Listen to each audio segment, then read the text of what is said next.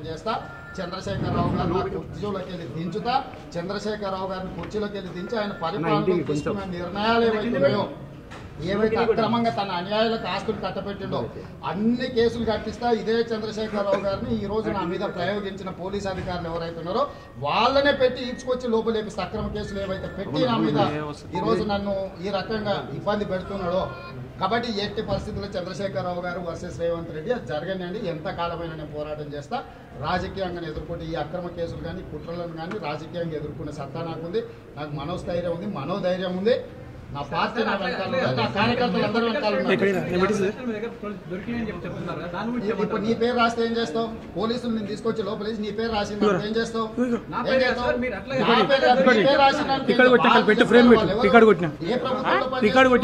ఎవరా ఎమ్మెల్యే, ఏ party MLA, ఎవరు nominate చేస్తే ఎమ్మెల్యే అయినా ఆయన?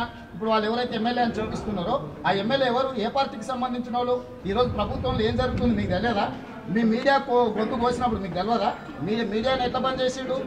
ఈ రోజు